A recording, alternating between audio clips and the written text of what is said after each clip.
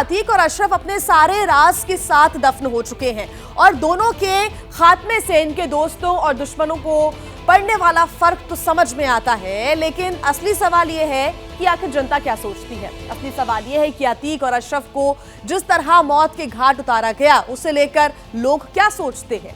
इस पर जिस तरह सियासत छिड़ी हुई है उसे लेकर लोगों की सोच क्या है। इन तमाम सवालों पर जनता का मूड भांपने के लिए हमने एक क्विक सर्वे करवाया और इसका जो रिजल्ट सामने आया है वो वाकई हैरान कर देने वाला है। देखिए आप। मेन बात यह है कि गुड्डू मुस्लिम ऐसे ही नहीं कोई माफिया बन जाता, ऐसे ही नहीं कोई अतीक बन जाता। जिस वक्त अतीक और उसके भाई को प्रयागराज में शूट किया गया उसी वक्त से अतीक और उसके माफिया वर्ल्ड की चर्चाएं तेज होने लगी। लेकिन इस सब के बीच एबीपी न्यूज पर अतीक और अशरफ के डबल मर्डर के बाद सबसे पहला त्वरित सर्वे हुआ। सर्वे में पूछा गया कि जनता पुलिस कस्टडी में अतीक अशरफ की हत्या को किस तरह देखती है। जवाब चौंकाने वाले थे।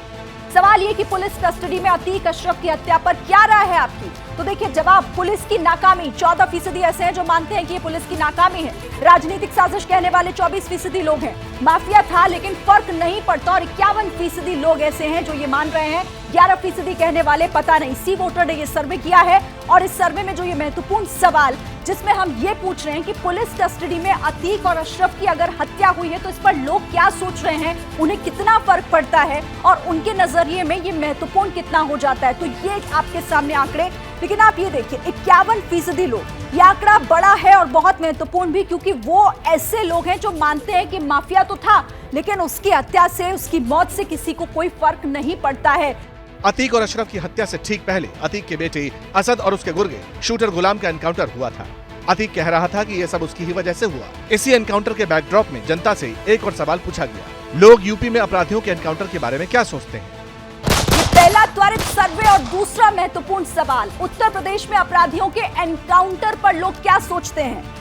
विपक्ष के लिए तो ये बड़ा मुद्दा होता है, लेकिन लोगों के लिए मुद्दा कितना महत्वपूर्ण है। 50% कहते हैं सही और नैतिक है।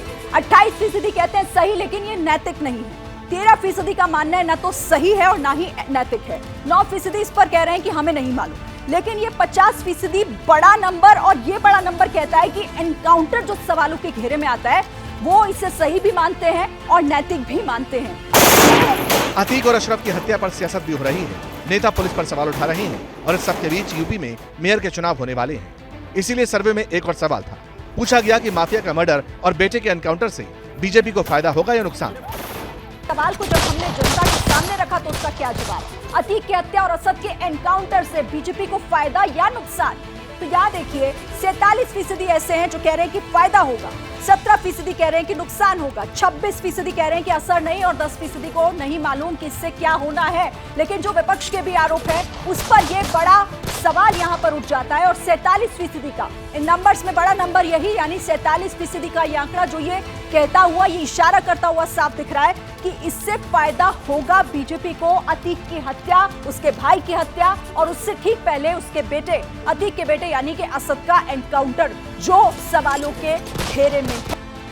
इस पूरे सर्वे से इतर अतीक अहमद को लेकर एक चौंकाने वाला खुलासा भी हुआ। यूपी पुलिस के सीनियर अफसर रहे लालजी शुक्ला ने कहा कि अतीक का एनकाउंटर तो पहले ही हो जाता, मगर राजनीतिक रसूख की वजह से वो बच गया। 50 संपत्ति कुर्क की गई है।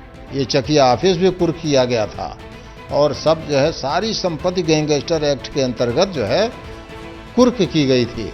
उस समय की मुख्यमंत्री माननीय बहन मायावती जी ने जिस किसी कारणों से इस्तीफा दे दिया, माननीय श्री मुलायम सिंह यादव जी की सरकार आई।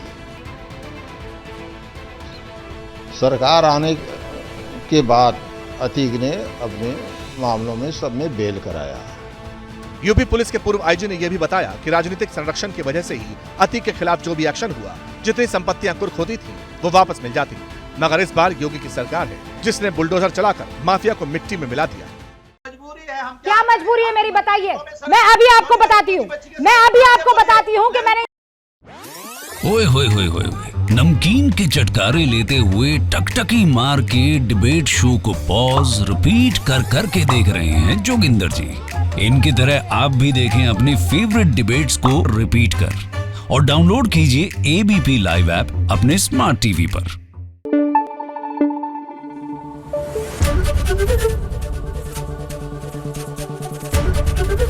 एबीपी न्यूज आपको रखे आगे।